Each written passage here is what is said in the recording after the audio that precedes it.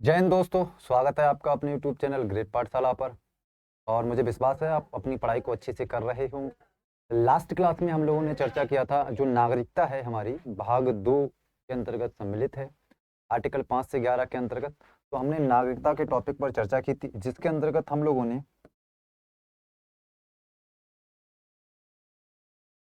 नागरिक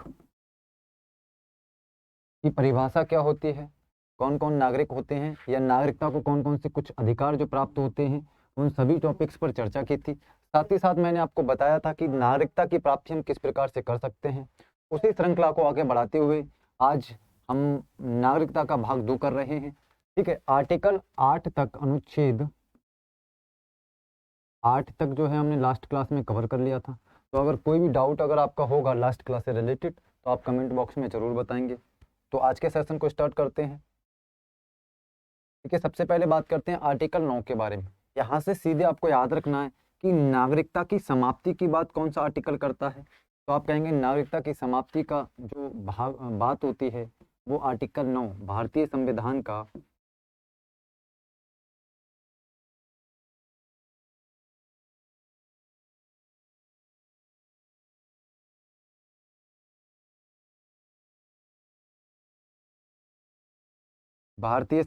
का भाग 2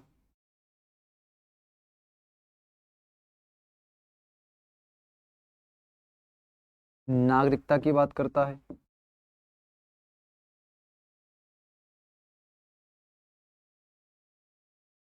ठीक है, वहीं अगर हमारा सवाल होगा नागरिकता की समाप्ति की कौन बात करता है, तो आप कहेंगे संविधान का आर्टिकल 9 नागरिकता की समाप्ति की बात करता है। किस प्रकार से हम नागरिकता की समाप्ति कर सकते हैं? तो पहला क्या हो सकता है तरीका कि व्यक्ति स्वयं परित्याग कर देता है। अगर कोई भी व्यक्ति भारतीय नागरिकता की स्वयं से परित्याग कर देता है तो वो क्या कहलाएगी? भारतीय नागरिकता का परित्याग कहलाएगा। डेट मीन्स उसकी जो भारतीय नागरिकता थी, इंडियन सिटीजनशिप थी, वो क्या हो जाएगी? समाप्त हो जाएगी। ठीक है, बाकी नागरिकता की समाप्ति के बारे में हम नेक्स्ट क्लास में जो हमारा टॉपिक होगा उसमें डिटेल में जान रहे होंगे। अगर हम किसी अन्य देश की नागरिकता को ग्रहण कर लेते हैं तब भी भारतीय नागरिकता की समाप्ति हो सकती है। ठीक है, फिलहाल आपको यहाँ पर जो याद रखना होगा वो होगा कि भारतीय संविधान का आर्टिकल 9 नागरिकता की समाप्ति की बात करता है। नेक्स्ट बढ़ते हैं हम फिर। ठीक है, अगला आर्टिकल है हमारा आर्टिकल 10 और इम्पोर्टेंट है एग्जाम के दृष्टिकोण से। देखिए, नागरिकता का संसदीय विधान के अंतर्गत बने रहना कौन डिसाइड करता है? आर्टिकल 10 करता है। इसका मतलब क्या हुआ? नागरिकता के संबंध में कानून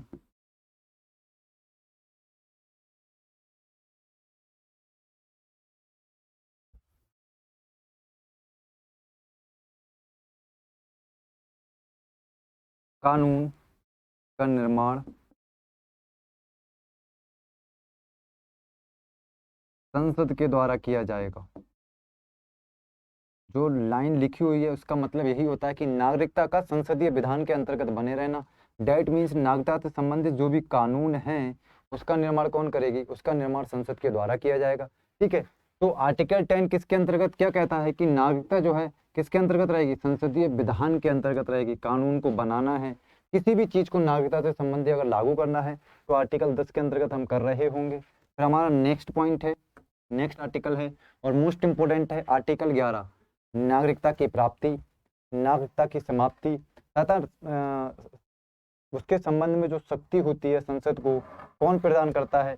तो आर्टिकल 11 जो है संसद को शक्ति प्रदान करता है। वो चाहे तो नागरिकता की प्राप्ति के संबंधी या समाप्ति के संबंधी कोई भी कानून का निर्माण कर सकती है। किस आर्टिकल के अंतर्गत करेगी? आर्टिकल 11 के अंतर्गत करेगी। ठीक है, यही आपको याद रखना है। नागरिकता अधिनियम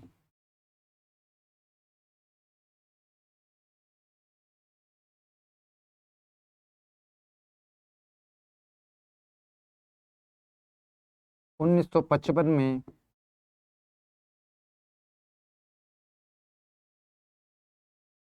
आया था। कभी कभी जो डायरेक्ट सवाल पूछा जाता है कि जो नागरिकता अधिनियम है किस वर्ष आया था, ठीक है, किस वर्ष जारी किया गया था, तो आपको याद रखना है सन 1955 में नागरिकता अधिनियम पारित किया गया था। आर्टिकल 11 इंपोर्टेंट क्यों है? क्योंकि नागरिकता की प्राप्ति से संबंधित या नागरिकता की समाप्ति से संबंधित। संसद को अगर कोई भी कानून बनाना है तो आर्टिकल 11 का प्रयोग करके संसद नागरिकता की प्राप्ति और समाप्ति के संबंध में कानून का निर्माण कर सकती है। किसको शक्ति प्रदान है नागरिकता के संबंध में कानून बनाने की? तो आप कहेंगे संसद को जो है वो शक्ति प्रदान की गई है आर्टिकल 11 के अंतर्गत। फिर हम नेक्स्ट बात करते हैं। देखिए, जो नागरिकता अधिनियम 1955 में आया था, 1955 का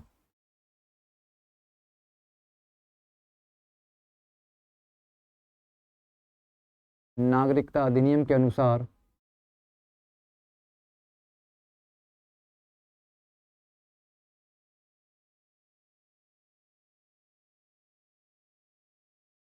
नागरिकता की प्राप्ति के प्रकार अगर आपसे पूछे जाएंगे तो आप बताएंगे 5 प्रकार हैं।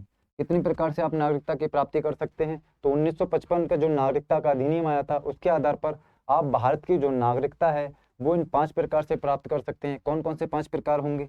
आप पहले तो क्या कर सकते हैं, जन्म के आधार पर बाई बर्थ जो है आप भारतीय नागरिकता की प्राप्ति कर सकते हैं।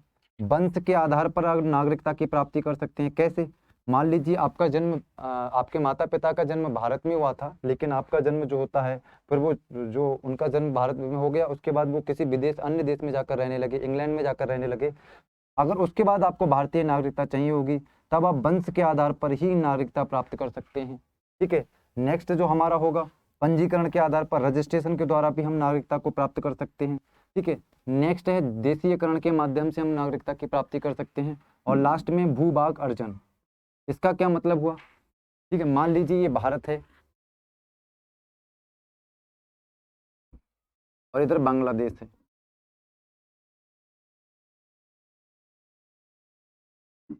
ठीक है, तो ये तो भारत हो गया इधर वाला हिस्सा, इधर बांग्लादेश का है। ठीक है, हमने क्या किया, कुछ समय के बाद बांग्लादेश पर आक्रमण करके बांग्लादेश पर हमने विजय प्राप्त कर ली। लास्ट क्लास में हमने बताया था आपको कि संसद क्या कर सकती है, कोई भी देश को हम अगर किसी भी देश पर विजय प्राप्त कर लेते हैं तो उसकी भूमि को हम क्या कर सकते हैं, अपने देश में शामिल कर सकते हैं। तो जो बांग्लादेश का एरिया था अब तो भारत में आएगा क्योंकि भारत ने इसको जीत लिया है। तो या तो संधि समझौता किया जाएगा या डायरेक्ट हम बांग्लादेश के एरिया को अपने अंदर शामिल कर लेंगे। तो इसके जो नागरिक होंगे इनके पास पहले तो बांग्लादेश की नागरिकता थी, लेकिन जैसे ही हमने इसको जीत लिया, भारत में शामिल कर लिया, तो इन देश के जो लोग हैं इनकी जो नागरिकता होगी अब इनकी नागरिकता बांग्लादेश की नहीं रहेगी। ये कौन से नागरिक हो जाएंगे? ये स्वतः ही भारतीय नागरिक हो जाएंगे। इसे ही कहते हैं भूभाग अर्जन के माध्यम से नागरिकता की प्राप्ति करना। कोई भी एरिया अगर हमने भारत में शामिल कर लिया तो वहां के जो लोग होंगे उन्हें डायरेक्ट ही जो होती है भारत की नागरिकता प्राप्त हो जाती है। तो ये सारी चीजें भी आपको याद रखनी होंगी। तो नेक्स्ट हम एक एक करके सारी जितने भी प्रकार की नागरिकता है उनके बारे में डिस्कस करते हैं।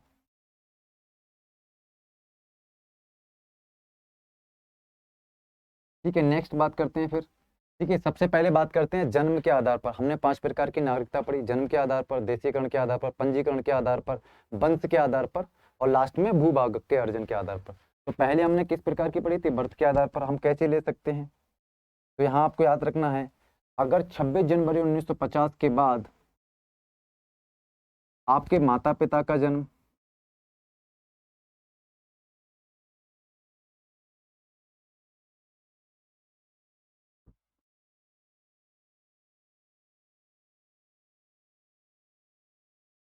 भारत में हुआ हो या आपका जन्म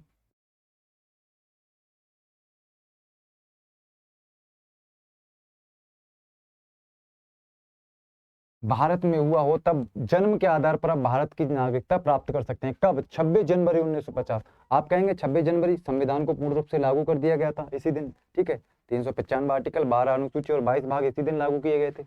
इससे पहले की जितनी भी चीजें थी हमने आर्टिकल 8, 7 और 9, 8 में, 9 में, उसके 7, 8 के अंतर्गत हमने सारी चीजें पढ़ ली हैं। ठीक है, यहाँ हम किसकी बात कर रहे हैं? जब हमने अपने संविधान को पूर्ण रूप से लागू कर दिया उसके बाद ये बात चल रही है, क्योंकि 1955 नागरिकता अधिनियम की बात हो रही है। तो अगर आपका जन्म 26 जनवरी 1950 के बाद भारत में हुआ है तब आपको भारत की नागरिकता सीधे मिल जाएगी, डायरेक्ट आप प्राप्त कर सकते हैं। वहीं अगर मान लीजिए आपकी नागरिकता नहीं है, आपका जन्म नहीं हुआ, तो आपके माता पिता का जन्म जो है वो भारत में हुआ होना चाहिए, तब आपको जो है भारत की नागरिकता सीधे मिल जाएगी। तो ये पहले प्रकार की नागरिकता हो गई जो हम जन्म के आधार पर ले सकते हैं। नेक्स्ट है वंश के आधार पर, कैसे आपको मिलेगी?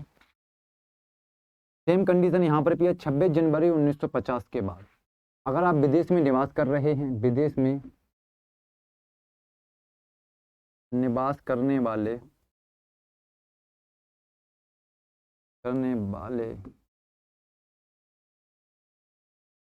व्यक्ति को भारतीय नागरिकता का प्रावधान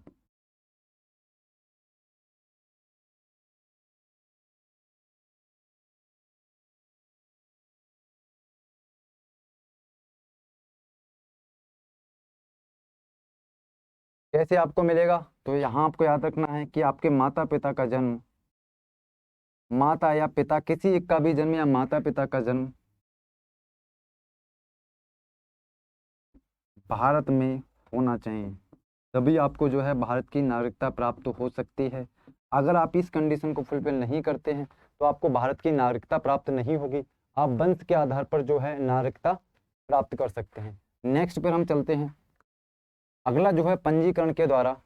पंजीकरण का मतलब होता है रजिस्ट्रेशन के द्वारा आप जो भी आपका दूतावास होगा, जिस भी देश में आप रह रहे हैं या भारत में कहीं पर भी आप निवास कर रहे हैं, तो दूतावास के माध्यम से आप क्या कर सकते हैं? पंजीकरण करके भारत की नागरिकता प्राप्त कर सकते हैं। लेकिन याद रखिए, ये जो नागरिकता है आप भारत में रह रहे होंगे तभी आपको जो है पंजीकरण के माध्यम से मिलेगी, क्योंकि इसके लिए शर्त है आप 7 वर्ष या उससे अधिक समय से भारत में निवास कर रहे होंगे, तभी आपको रजिस्ट्रेशन के द्वारा जो है भारत की नागरिकता दी जाएगी। तो 7 वर्ष की आप शर्त अगर पूरी कर देते हैं तो ये विदेश में तो पूरी कर नहीं रहे होंगे, क्योंकि विदेश में तो इसकी पहली शर्त ही है 7 वर्ष से तो आप भारत में रहें, या तो 7 वर्ष तो मिनिमम क्राइटेरिया है, इससे ज्यादा ही आपका जो है वो होना चाहिए। विदेश में तो आप क्या करेंगे, वही माता पिता के जन्म के आधार पर लेंगे। ठीक है, तो यहाँ जो आपको याद रखना है, याद रखना है 7 वर्ष से या उससे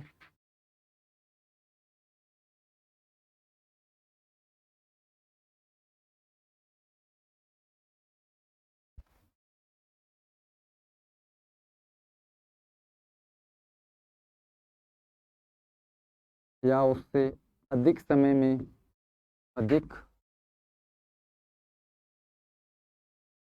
समय से भारत में निवास कर रहे हों या आपने भारतीय नागरिक से विवाह किया हो, भारतीय नागरिक से विवाह किया हो। वही क्या कर, अगर आपने यहाँ तो पहली शर्त क्या है कि आप 7 वर्ष या उससे अधिक समय में भारत में अगर निवास कर रहे हैं तो आप रजिस्ट्रेशन के माध्यम से क्या कर सकते हैं, भारत की नागरिकता को प्राप्त कर सकते हैं। या फिर दूसरी शर्त क्या है, या तो आपने भारतीय नागरिक के साथ क्या किया हो, विवाह संबंध स्थापित किए हो या विवाह किया हो, उस आधार पर भी आप क्या है भारत की नागरिकता को प्राप्त कर सकते हैं। ठीक है, तो आज की क्लास के अंतर्गत हमने किन किन चीज़ों पर चर्चा की है, एक बार रिवीजन कर लेते हैं। देखिए, सबसे पहले हमने चर्चा की थी आर्टिकल 9 के बारे में। यहाँ मैंने आपको बताया, केवल आपको याद रखना है नागरिकता की समाप्ति की बात कौन सा आर्टिकल करता है, तो आर्टिकल 9 जो है नागरिकता की समाप्ति की बात करता है। डेट मीन्स आपके पास अगर भारतीय नागरिकता है, कैसे आप उसकी नागरिकता की समाप्ति कर सकते हैं। ठीक है, कौन सा आर्टिकल बात करेगा, आर्टिकल 9 के आधार पर आप नागरिकता की समाप्ति की बात की गई है। किस किस आधार पर कर सकते हैं? पहला तो व्यक्ति स्वयं का है कि हम भारत की नागरिकता क्या क्या करते हैं, परित्याग करते हैं, एक कंडीशन तो ये हो सकती है। दूसरी कंडीशन क्या है, उसने किसी अन्य देश की नागरिकता अगर स्वीकार कर ले या उसके पास किसी अन्य देश की नागरिकता है तो उसकी नागरिकता क्या हो जाएगी, समाप्त हो जाएगी। यहाँ मैंने आपको बताया था कि नागरिकता की समाप्ति हम डिटेल में एनालिसिस कर रहे होंगे नेक्स्ट क्लास के अंतर्गत। ठीक है, नेक्स्ट बात करते हैं। उसके बाद हमने चर्चा की आर्टिकल 10 के बारे में। क्या कहता है आर्टिकल 10? आर्टिकल 10 इतनी सी बात कहता है कि नागरिकता के संबंध में कोई भी कानून बनाना है तो संसद जो है कानून का निर्माण करेगी। ठीक है, ना कि और कोई भी, जितनी भी संस्थाएं हैं उनमें से कोई भी संस्था जो है नागरिकता के संबंध में जो है कानून का निर्माण नहीं करेगी। यह शक्ति जो है केवल संसद को प्रदान की गई। फिर नेक्स्ट हमने चर्चा की आर्टिकल 11 पर, जो सबसे ज्यादा इंपॉर्टेंट है। क्यों?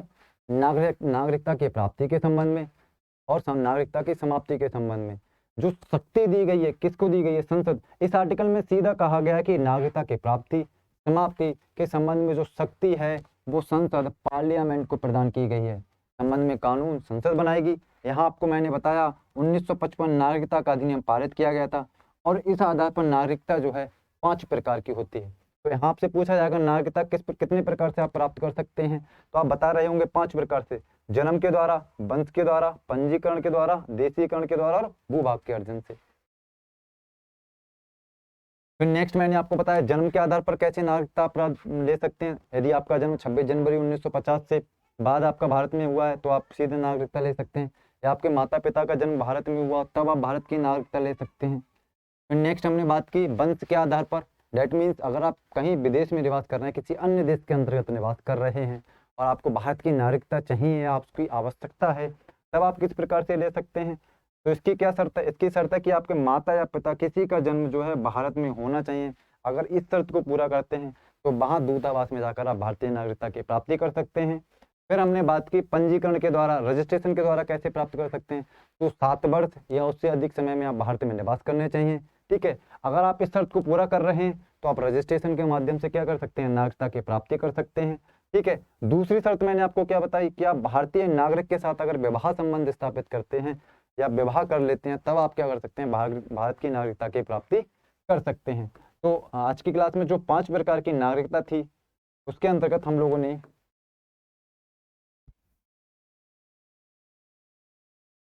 जन्म के आधार पर नागरिकता के बारे में चर्चा की, वंश के आधार पर नागरिकता के बारे में चर्चा की, और रजिस्ट्रेशन पंजीकरण के माध्यम से किस प्रकार से हम भारत की नागरिकता की प्राप्ति कर सकते हैं, इन सभी पर चर्चा की।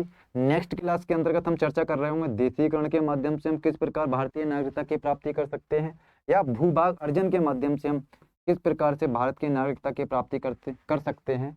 इन दोनों टॉपिक पर नेक्स्ट क्लास में चर्चा कर रहे होंगे। साथ ही साथ नागरिकता की समाप्ति के संबंध में जो भी पॉइंट्स या जो भी इम्पोर्टेंट फैक्ट हमारे लिए इम्पोर्टेंट हैं वो सारे हम नेक्स्ट क्लास के अंतर्गत कर रहे होंगे।